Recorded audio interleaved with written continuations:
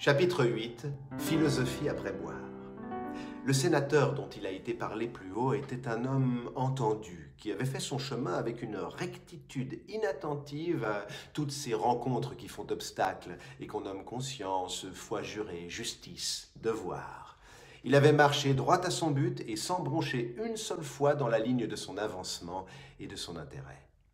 C'était un ancien procureur, attendri par le succès, pas méchant homme du tout, rendant tous les petits services qu'il pouvait à ses fils, à ses gendres, à ses parents, même à des amis, ayant sagement pris de la vie les bons côtés, les bonnes occasions, les bonnes aubaines. Le reste lui semblait assez bête. Il était spirituel et juste assez lettré pour se croire un disciple d'Épicure, en n'étant peut-être qu'un produit de Bigot-Lebrun. Il riait volontiers et agréablement des choses infinies et éternelles et des bienfaisés du bonhomme évêque. Il en riait quelquefois avec une aimable autorité devant M. Myriel lui-même, qui écoutait. À je ne sais plus quelle cérémonie demi-officielle, le comte, ce sénateur, et M. Myriel durent dîner chez le préfet. Au dessert, le sénateur, un peu égayé, quoique toujours digne, s'écria « Parbleu, monsieur l'évêque, causons ! Un sénateur et un évêque se regardent difficilement sans cligner de l'œil. Nous sommes deux augures. Je vais vous faire un aveu. J'ai ma philosophie. » « Et vous avez raison, répondit l'évêque. Comme on fait sa philosophie, on se couche. Vous êtes sur le lit de pourpre, monsieur le sénateur. » Le sénateur, encouragé, reprit « Soyons bons enfants. » « Bon diable même, dit l'évêque. « Je vous déclare, reprit le sénateur, que le marquis d'Argent, Piron, Aubès et M. Neigeon ne sont que des maroufles. J'ai dans ma bibliothèque tous mes philosophes dorés sur tranche. »« Comme vous-même, monsieur le comte, interrompit l'évêque. Le sénateur poursuivit. « Je hais Diderot. C'est un idéologue, un déclamateur et un révolutionnaire. Au fond, croyant en Dieu, est plus bigot que Voltaire. » Voltaire s'est moqué de Nedam, et il a eu tort, car les anguilles de Nedam prouvent que Dieu est inutile. Une goutte de vinaigre dans une cuillerée de pâte de farine supplée le fiat lux. Supposez la goutte plus grosse et la cuillerée plus grande, vous avez le monde. L'homme, c'est l'anguille. Alors à quoi bon le Père éternel? Monsieur l'évêque, l'hypothèse Jéhovah me fatigue. Elle n'est bonne qu'à produire des gens maigres qui songent creux. Ah bas ce grand tout qui me tracasse, vive zéro qui me laisse tranquille. De vous à moi, et pour vider mon sac, et pour me confesser à mon pasteur, comme il convient, je vous avoue que j'ai du bon sens. Je ne suis pas fou de votre Jésus qui prêche à tout bout de champ le renoncement et le sacrifice. Conseil d'avare à des gueux, renoncement? Pourquoi? Sacrifice? À quoi? Je ne vois pas qu'un loup s'immole au bonheur d'un autre loup. Restons donc dans la nature. Nous sommes au sommet. Ayons la philosophie supérieure. Que sert d'être en haut si l'on ne voit pas plus que le bout de son nez ou le bout du nez des autres? Vivons gaiement. La vie, c'est tout. Que l'homme ait un autre avenir, ailleurs, là-haut, là-bas, quelque part, je n'en crois pas un traître mot. Ah, l'on me recommande le sacrifice et le renoncement. Je dois prendre garde à tout ce que je fais. Il faut que je me casse la tête sur le bien et le mal, sur le juste et l'injuste, sur le fa et le néfa. Pourquoi? Parce que j'aurai à rendre compte de mes actions. Quand? Après ma mort. Quel bon rêve! Après ma mort, bien fin qui me pincera.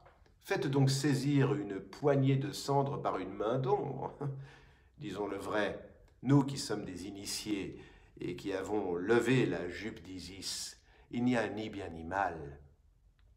Il y a de la végétation. Cherchons le réel. Creusons tout à fait. Allons au fond, que diable! Il faut flairer la vérité, fouiller sous terre et la saisir. Alors elle vous donne des joies exquises. Alors vous devenez fort et vous riez. Je suis carré par la base, moi. Monsieur l'évêque, l'immortalité de l'homme est un écoute s'il pleut. Oh, la charmante promesse, fiez-vous-y, le bon billet qu'a Adam. On est âme, on sera ange, on aura des ailes bleues aux omoplates. Aidez-moi donc, n'est-ce pas Tertulliana qui dit que les bienheureux iront d'un astre à l'autre? Soit, on sera des sauterelles des étoiles, et puis on verra Dieu, ta ta ta. Fadaises que tous ces paradis. Dieu est une sornette monstre.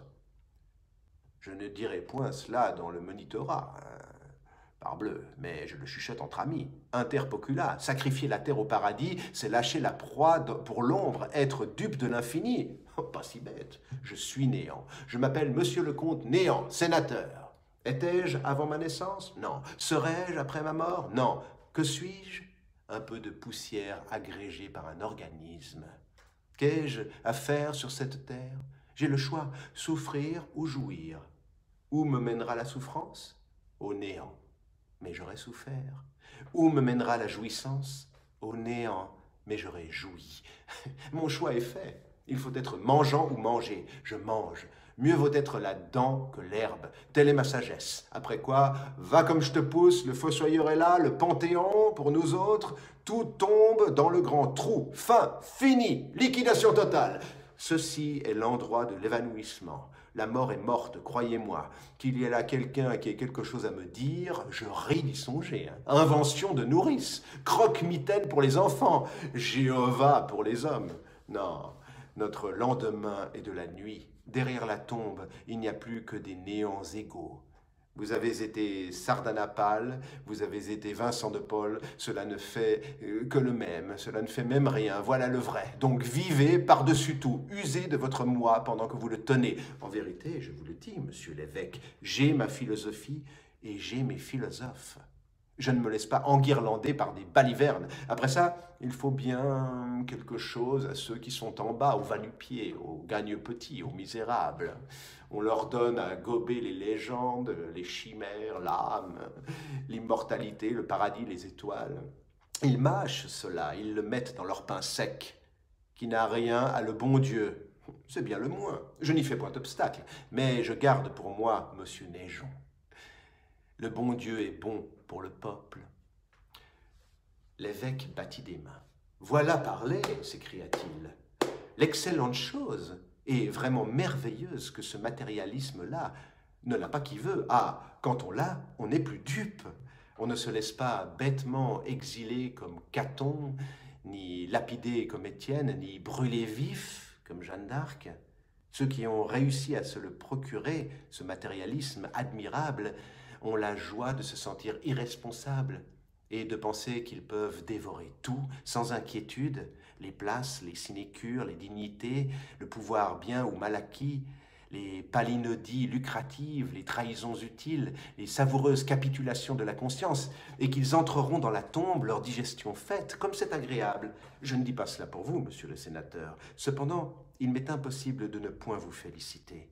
Vous autres grands seigneurs, vous avez, vous le dites, une philosophie à vous et pour vous, exquise, raffinée, accessible aux riches sols, bonne à toutes les sauces, assaisonnant admirablement les voluptés de la vie. Cette philosophie est prise dans les profondeurs et déterrée par des chercheurs spéciaux. Mais vous êtes bon prince, et vous ne trouvez pas mauvais que la croyance au bon Dieu soit la philosophie du peuple, à peu près comme l'oie au marron et la dinde aux truffes du pauvre.